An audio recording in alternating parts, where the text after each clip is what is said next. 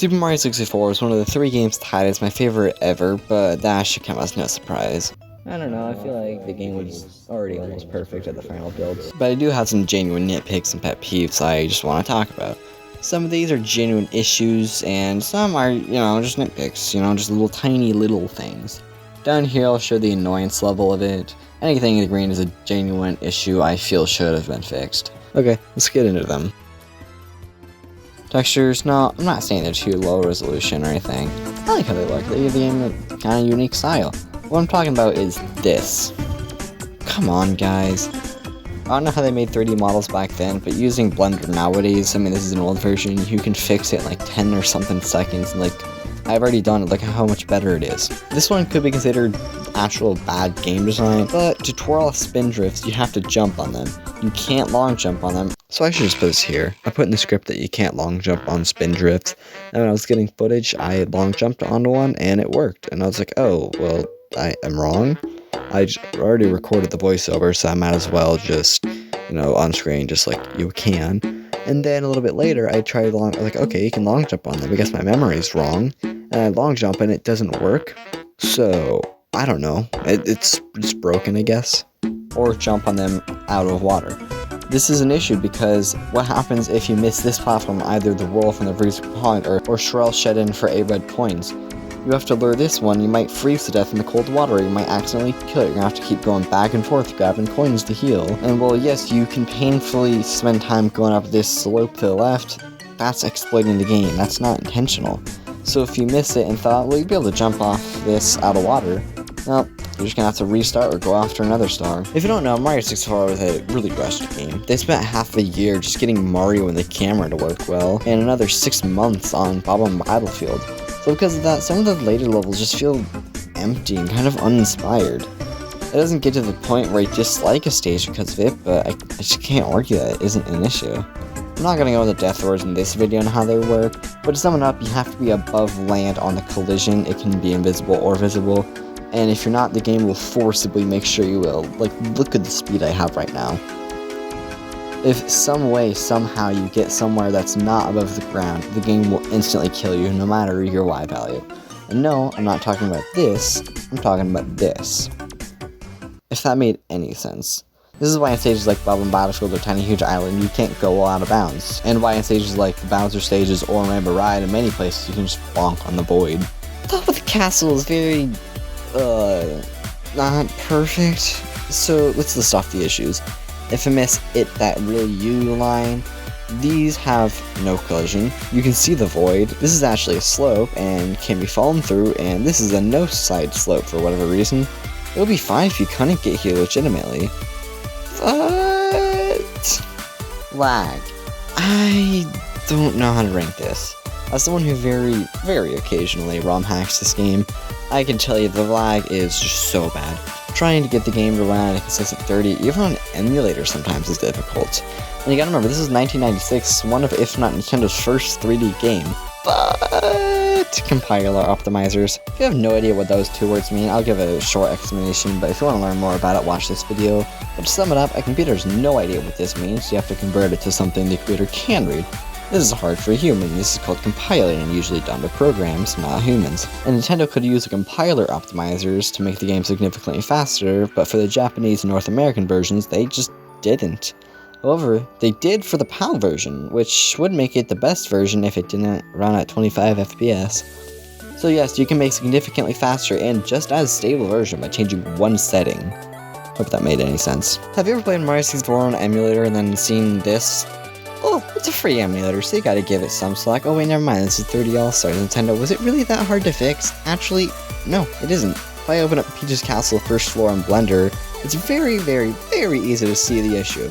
Look at the coordinates for the floor, now the carpet. The N64 in terms of rendering is very weird and unique, so it works fine on original console, which is why if you played the game legitimately, you might not even know it's an issue.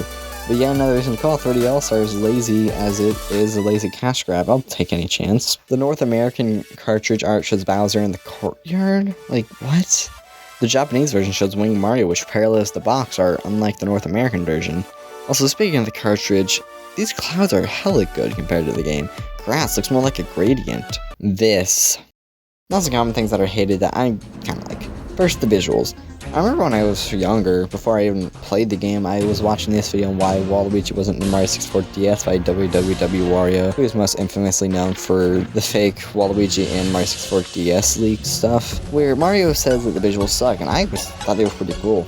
Call me nostalgia blind, but no, I didn't even know this game until I was 12. I grew up with the DS version. Ew. But for the most part, I like the camera. Times like this, yeah, they're BS, but for the most part, it works well for me at least, because I hate just holding the right stick to slowly move the camera like this. Pressing right a couple times is just so much better. Some people also hate how Wing Mario Over the Rainbow, if you fall all the way to the castle grounds. This isn't an issue because you have a wing cap, you can fly! This water goes out of bounds. Koji Kondo is the composer of Super Mario 64, and his mindset is quality over quantity, which I definitely agree with.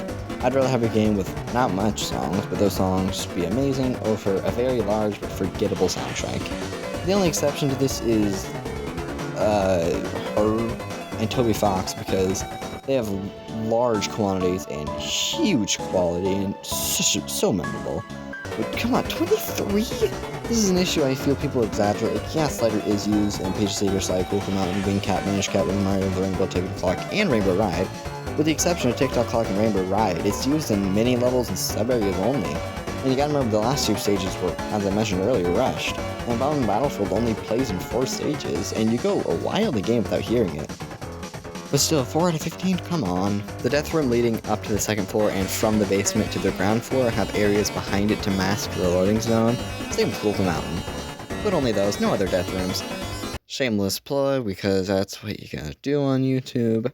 I don't know much about 3D modeling outside of Mario 64, so if someone knows more than I do, that'd be nice. But basically every rip of the original game, including if you rip it yourself, each texture as its own object. So you can only edit the level one texture at a time, until you join them all. But there's the issue of, these were separated before, and now these vertexes are in the same spot, but for different objects. So if you join them, it's just 2 vertexes in the same spot, and it's just annoying modeling. Good thing though is that Blender has a feature built in to fix stuff like this, and oh my god! If I import my own model and then re-rip it myself, it doesn't have this issue, so I assume that it's either one of the patches ROM energy uses fixes this, then the levels are just weird, or this is just unnecessary slowdowns. I mentioned the textures earlier, but I do have issues with some of the textures, like this. What is this? Like, yeah, these are bricks, this is grass, this is dirt, this is bars. What is this? Is this just like supposed to be painted wall? Like, what is this color? It just makes it look so compressed and bad.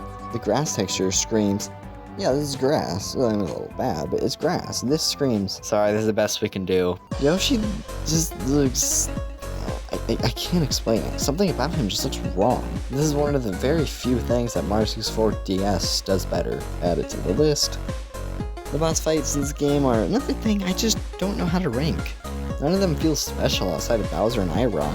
None of them feel like boss fights, they're all just bigger versions of enemies in the game or in other Mario games. When I'm fighting the big bully, it just feels like a bigger version of the bully enemy, and hey, yes, I've already killed it. This is an issue, but with how quickly they're killed, they don't slow down the pace at all when I'm playing, which is nice. It's weird, because the flaw is what makes it nice.